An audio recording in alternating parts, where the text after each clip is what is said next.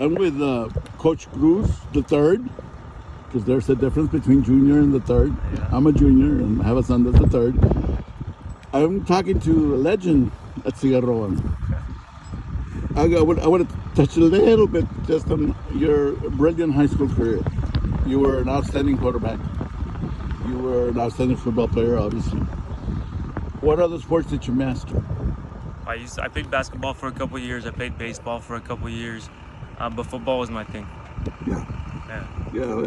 We all remember. And each time I mention it, a lot of people are sending me messages. I didn't know he played football. I didn't know he was at Cigarroa. You all have to go back and check the records, check what he accomplished. Coach, I'm here obviously for a little bit of different reasons. You have accomplished something that has not been done at Cigarroa in a while. You have won district in several events that you're responsible for, which are mainly the sprints and the relays. Tell us a little bit about what you felt going into district, the chances or the opportunities that you were going to come out winning the 4x100 and the 4x4. I mean, all the credit, first of all, goes to the girls because they're the ones actually doing the hard work.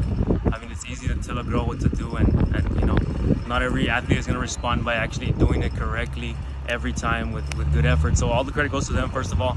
And going into district, I kind of figured we had a really good chance at winning that 4x1, at winning that 100, and at winning that 200. And I also knew that we had some other good runners besides Emily in those events, and we were fortunate enough. We got Angela in that second place with an amazing time in the 100. I mean, her time would have broken the school record we had previously before Emily.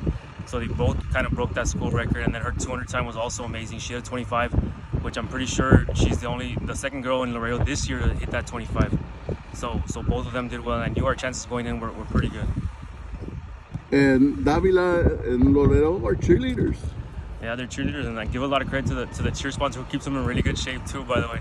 Yeah, they were telling me that they run 2 miles. She makes them all run 2 miles every morning, and so they would come to practice, and they were all in shape already. Like, I would make them run hills, and they were ready to go. The relays were a little surprised. You had a substitution at district, which is kind of a lot of teams do that and they don't do well, but in your case, wow. Well, we're lucky to have a lot of good athletes to be able to replace a girl. Like Chelsea was such a big part of our relays, and Chelsea's so important to our relays, and we're still hoping to get her back soon, hopefully by regionals. But we're fortunate enough to have girls to be able to come in and do just as good a job as the next girl.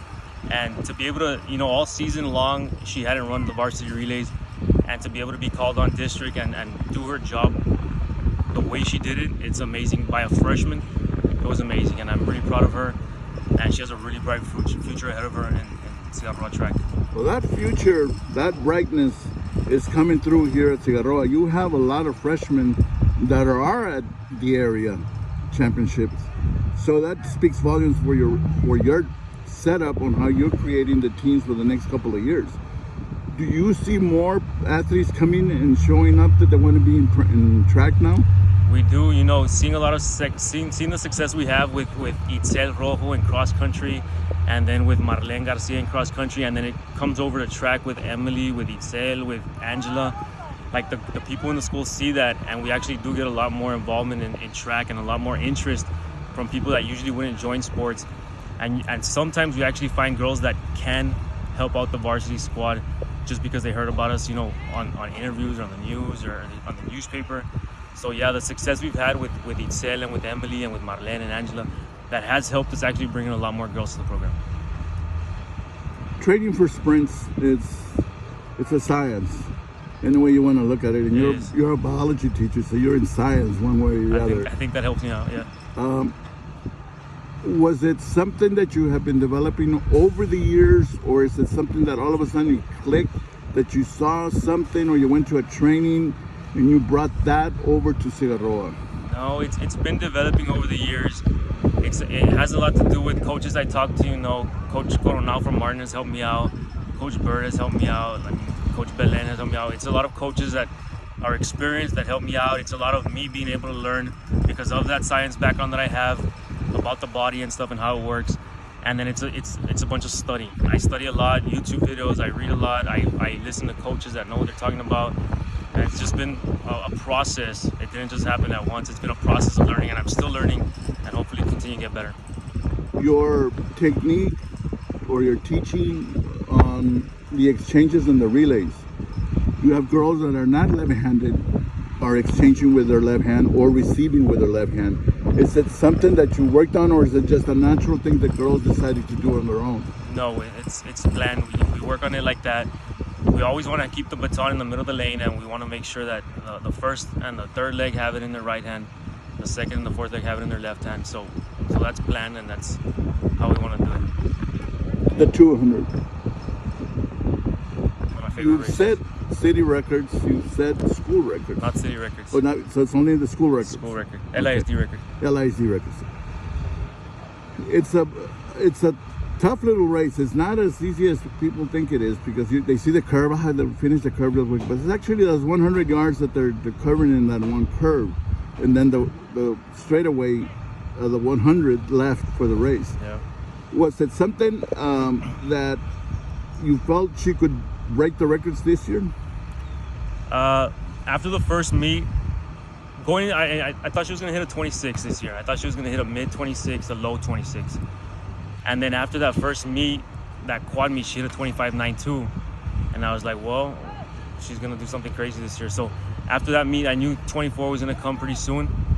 And I figured it was going to be either at border, but then we went against the wind at border, or at district. So it did happen at district. And so after that first meet was basically like I knew something special was going to happen after that. You go to area tomorrow. Yeah. You have a lot of athletes going this time. Your anticipation, what do you expect to come out when the day's done? How's Figueroa going to do? I expect to advance a lot of athletes. Our distance runner is looking real good right now. She's like hitting times. I think she broke her previous 3,200 meter record by like 5-6 seconds. I mean, she's hitting her best times right now. Our sprinters are hitting their best times right now.